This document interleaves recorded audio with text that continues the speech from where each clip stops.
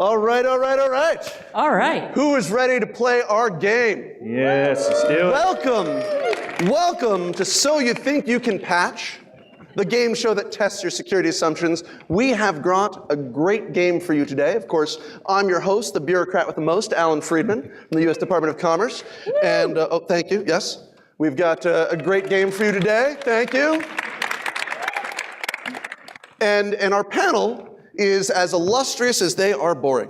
So, first, starting off, we've got John Banghart from Venable, who is Senior Director for Risk Management and also still firmly believes that Half-Life 3 is going to be coming out anytime soon. Absolutely. How does that inform your views on patching? Hope springs eternal. Excellent. Next we have Kent Landfield, who is the Director, or the Chief Standards and Technology Policy Strategist, and he's also a llama herder in his spare time. And so Kent, how does that inform your views on patching? It doesn't. Excellent. I should point out that Kent has been on the board for CVE for 19 years, and therefore we should all ask him why he hasn't solved it yet. And last but not least, we have DuoSec's famous director of the DuoSec Advisory Council. That sounds like duo sex. Is it? I mean, does that you do make you. it sound cooler? This is a judgment-free zone. Okay, good. And we're all consenting, right? She once hacked Rob Graham, and I've also seen her try to tackle Rob Graham. So that should give us something. How have either of those experiences informed your view on patching? You know, anytime you need to solve a security problem, just tackle Rob Graham. He's a good person to go to in this discussion. So we're going to start off today with a couple of easy questions, and don't be worried, there's going to be some time for the audience to get involved later. But first, we looked at a bunch of industry surveys and found out that most of them were not very good. So we got rid of those, and then we found the honest surveys, and they found that most harms to an enterprise, fingers on the buzzers, most harms for an enterprise are caused by what? Kent. Nation state, advanced, really persistent threats. Not afraid, I'm afraid. Wendy. Lead hacksaws, of course. No, you lose a point there. John. Exploiting known vulnerabilities for which a solution exists. Ding, ding, ding. We get 3 points for John on that one. Thank you. So, we're warming up here, everyone sees where we're going. So, you know, vulnerabilities are a problem. We have the National Vulnerability Database. Just the last 3 months, how many new entries were added to the National Vulnerability Database? Ooh. John? 7. No, more than that. All of them. Close, an awful lot. Kent? 4,687. Yes, that is, that's right. And while we're here, I want to make sure it's well known that CV is not a very good metric for judging the amount of vulnerabilities in this landscape. Ooh, say more. It is one that has, and I'm on the board, it is one that has a history of not being able to deal quite well with it from the standpoint of resources and processes, but we're fixing that, and we're turning it into a federated approach moving forward. Hooray! There we go. Round of applause. Round of applause. Thank you.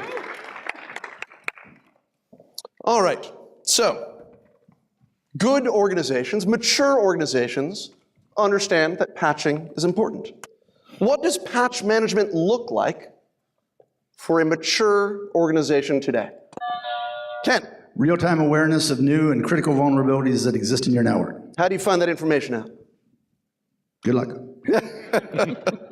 All right, anyone else? Wendy.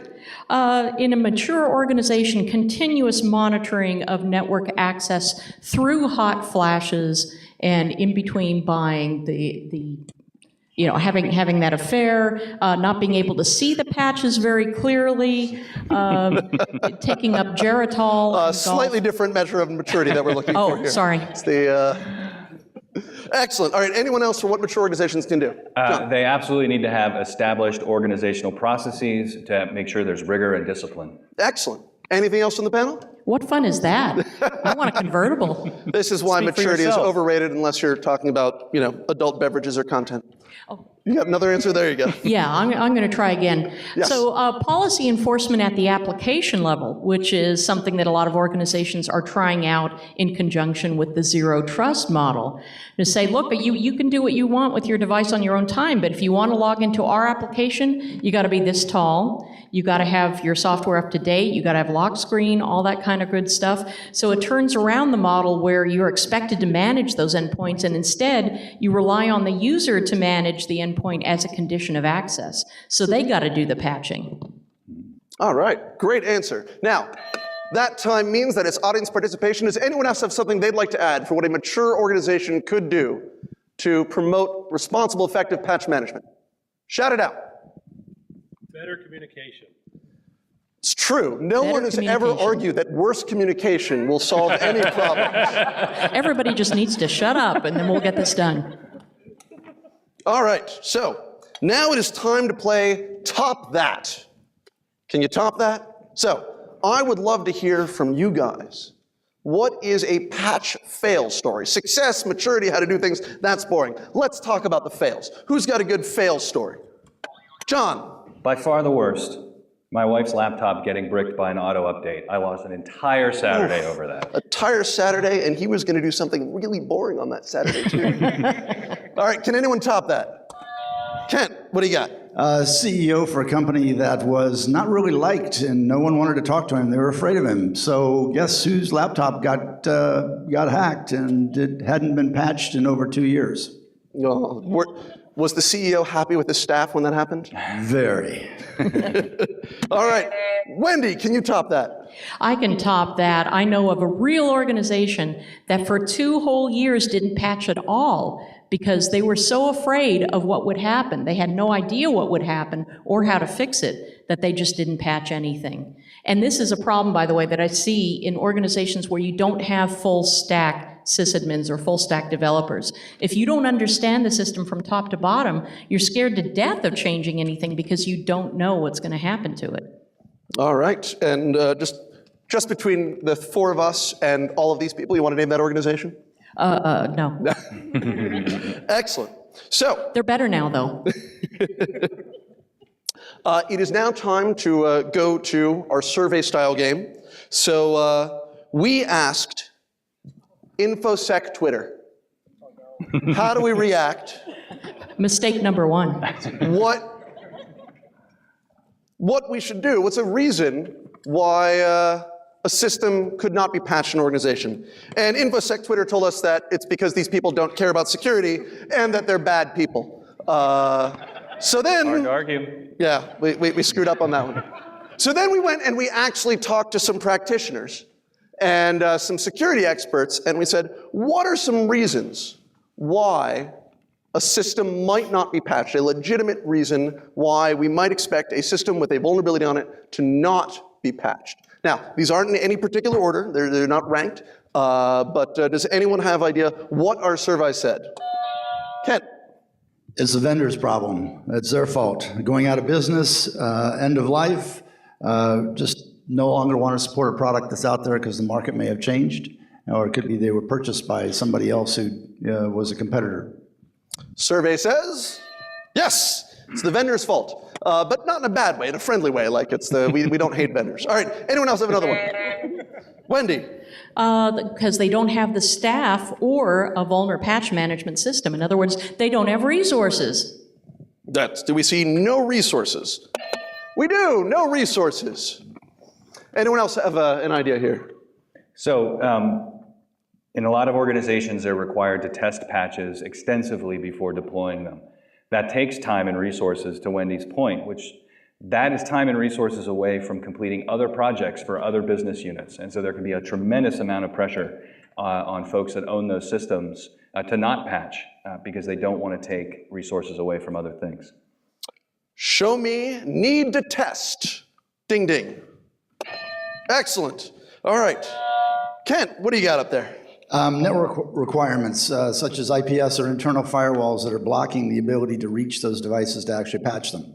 Let's show me Blocked auto update, that's right. If the device is configured to only have a relationship between the vendor and your device, super convenient for everyone until you put it behind a firewall. Womp, womp. All right, what else do we have up here, guys? 4 more on the board, yes? So the system could be supporting mission critical or business critical information or services, and there's little to no allowance for any sort of downtime. Show me do not unplug. Yes. Excellent. Ken. The CVSS score hasn't reached a certain threshold, so that we actually do something. It's up there. I know you're all surprised when these answers are excellent. This is a very good panel. They really have their finger on the pulse of things. Wendy, what do you have?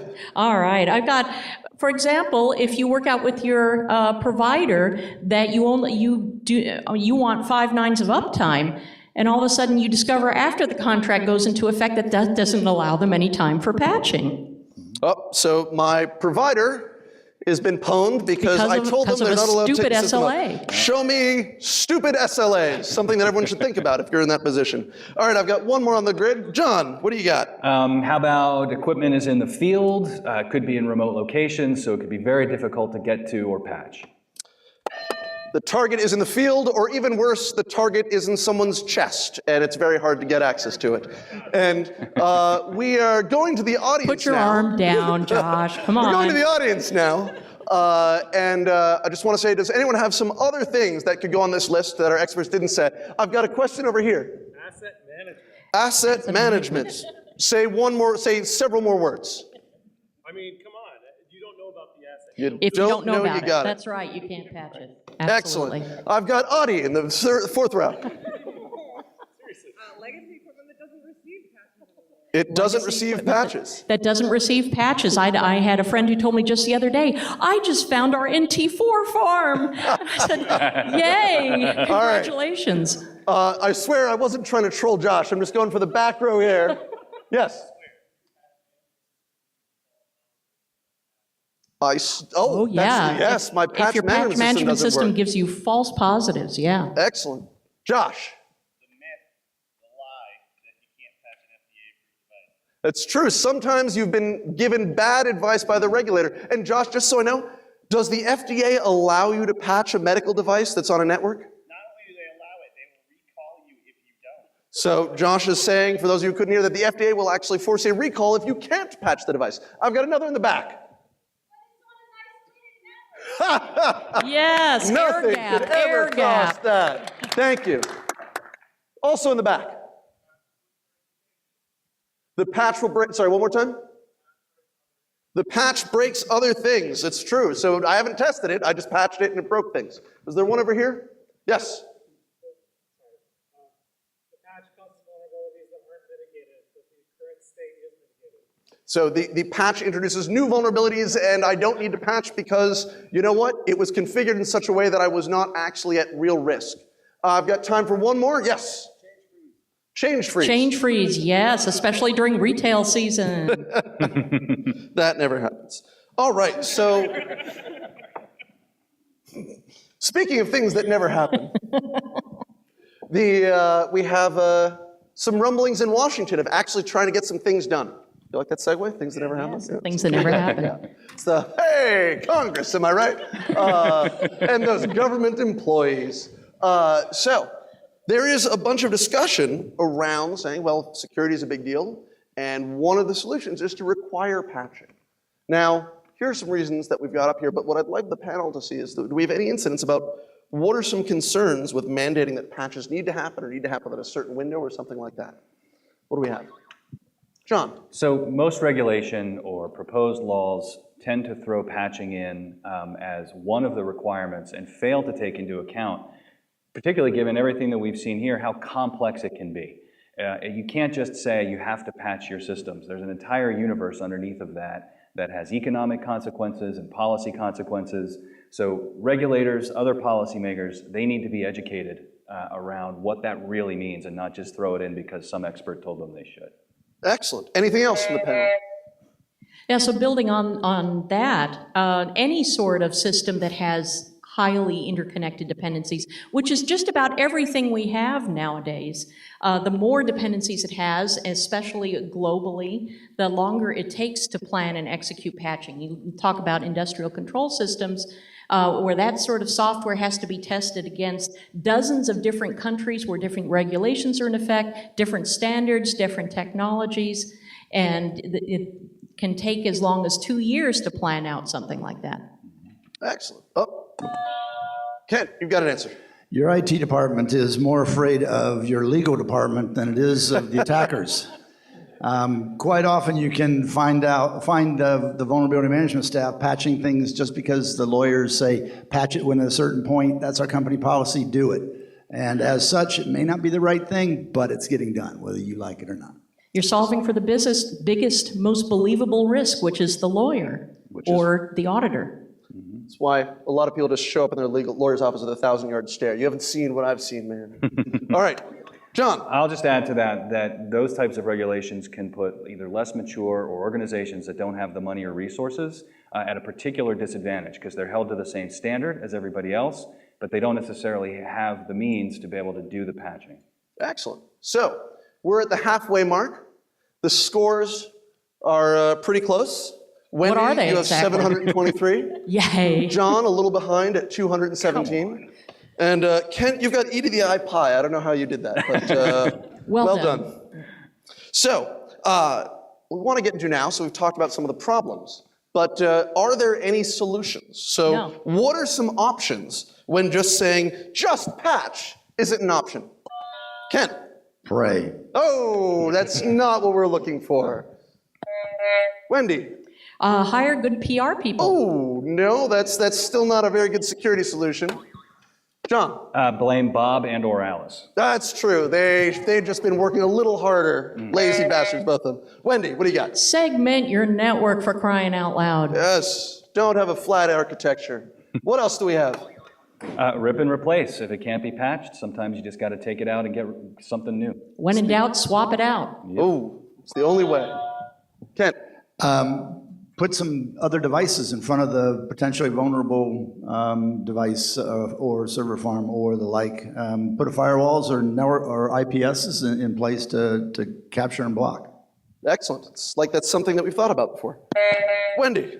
Now, hear me out. Just a little idea.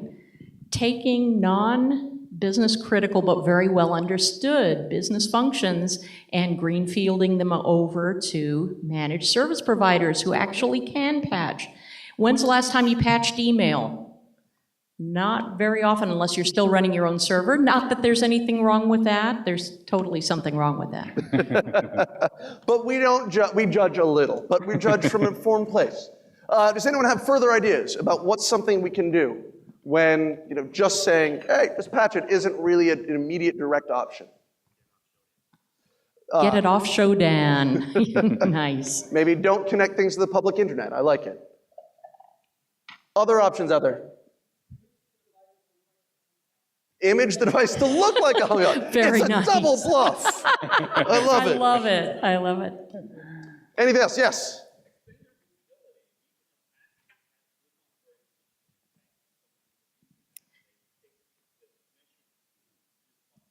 Yes, like it. what you So make cannot prevent, you must detect. Yeah.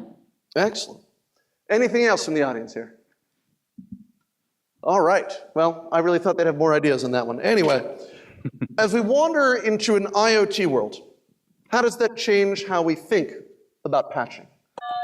Was that the buzz for just saying the word IoT when it didn't really need to be inserted in the conversation? No, that's Kent having an answer. Kent. No, that's blockchain. Oh, and Wendy goes over the wall.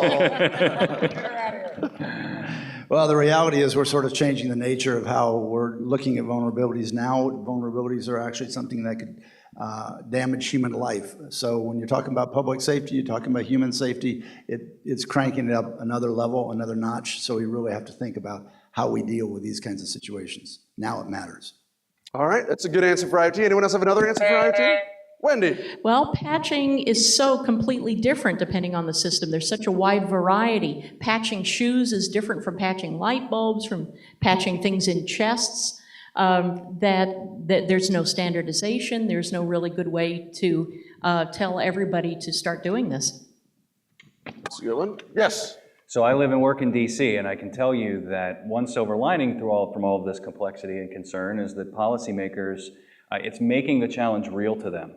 Self-driving cars are real. They understand cars. They understand thermostats. They understand these things in their lives. It's not just some equipment that their IT person is telling them about. So the IoT and the introduction of IoT and the discussion of that risk and complexity is making otherwise unaware policymakers aware of the real concern that we have here.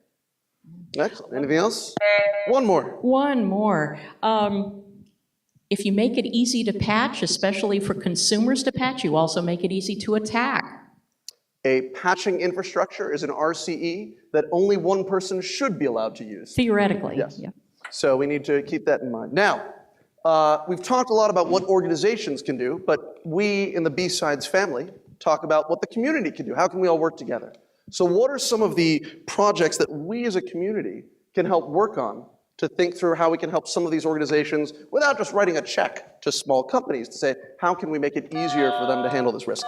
Sorry, Kent would really like me to stop asking this question. So Kent, do you have an answer to one of the questions I asked? Yes, I do. Fantastic. Better asset management, being able to really have an aspect of being able to discover what's on your network so you know you can patch it. If you don't know it's there, you can't do anything with it. It will just sit there and be an entry into your organization. Excellent. I think we need better preemptive playbooks. I think we need to have a better sense of what to do when patching is not viable for whatever reason it may be, as some of the ones we discussed. And I think when it isn't, we need to be better as a community at helping policymakers and corporate leaders understand what the risk really is, why it can't be patched, and what the potential mitigations are. All right, that's a good one, I think so. Wendy. The fundamental problem with patching is that a lot of things, especially IoT things, were built specifically to last. Nobody who built them originally envisioned that they would need to be patched and updated early and often, all the time. You've got, continuous integration on one side with Netflix and patching at the speed of light, and you have equipment that was built to last for 10, 20, 30, 50 years.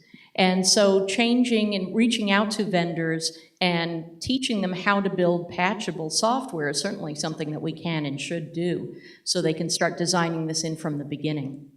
Excellent, that's a great answer. And I'm just going to add, as the game show host prerogative, that transparency can really be an amazing tool here. The software bill of materials idea, where a vendor who actually ships with their software, here's the list of all my third-party dependencies, so that when a vulnerability is discovered, an organization that's on top of things can actually sort of identify how they might be at risk and work affirmatively for that approach. We think that there's a lot of interest moving forward, and a number of you have been doing this in the community for a while, and it's something that at both the technical level and at the policy level, we're going to be moving we're going to be moving forward with strongly at the U.S. Department of Commerce.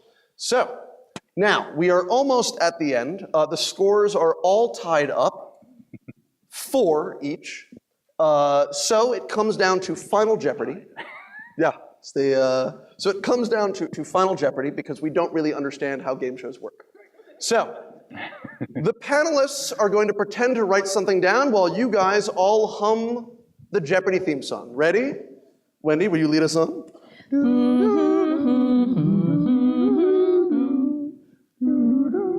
All right, we don't actually have to do that for the full length of time. But I was told there was no sound in this room. So, what do we have? Wendy, what have you written down here? All right, so what I pretended to write down is, don't you hate it when somebody talks about something that they don't understand? Wait, that's what I do for a living. I'm just asking the rest. Don't you hate that? Well, so do I. So if you go around asking why companies can't just patch, you are just displaying the fact that you do not understand how complex a problem this actually is, and you might want to rethink saying anything at all. Thank you. Hear, hear. Kent? Well, regardless of what you heard, patching is complex and it is hard, but it's something that we have to do whether we like it or not. We have to reduce the attack surface that is out there. We can't just leave it unpatched. Yes, it's not easy. Yes, it's problematic in certain beltway areas, but we need to deal with it on an organizational basis. Oh, that's no fun. John, what have you written down here? Yeah, so to me, it's about making policymakers aware, right? I mean, if you look at Congress here, sometimes we get lucky. We find senators, we find Congress people who get it, and all of a sudden they start to make what seem like kind of rational decisions about cybersecurity, including patching policy. So I think it's on all of us in this community and other information security communities to do what we can to continue that education, both within our organizations, but also finding ways to help educate our policymakers, not just here in the US, but elsewhere. I think we're going to need to do that, or else we're going to end up with regulation and laws that will probably make things a lot worse before they get better, and I don't think any of us want that. Fantastic. And I know there are a number of organizations here who are working on that, such as EFF or I'm the Cavalry. Yep, absolutely. So we have 2 minutes, so I'm going to say either a question or a very carefully timed 45-second Statement. rant. Not a Anyone question, have but a something that they statement. want to offer as a closing part here? Doug, you need to project. A bunch of the things that were offered here are awesome, but what's interesting is almost every single one of them requires yet more resources. So the things I think need to be prioritized are the ones that have a ripple effect. So you're reassigning resources to something that makes life easier for people down the road. Because a lot of the things that were suggested are, yeah, let's do a thing, which requires more trained staff, more people, more money, more time, and those are the things everybody's lacking. So if you are going to apply some more resources, do it in a way that after it's been applied, makes everything else more efficient. Choose your resource. Here, here. Hey, good answer. All right, we have time for one last comment. Yes.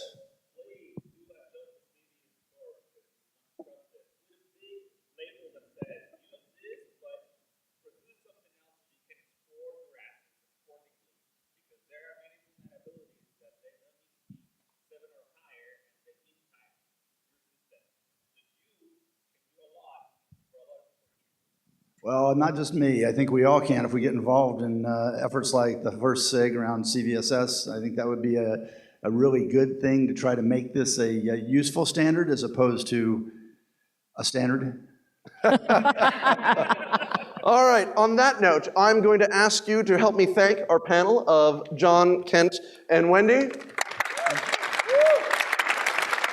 I've been Allan, the host with the most, and don't forget to spay or neuter your sysadmin. Thank you. What?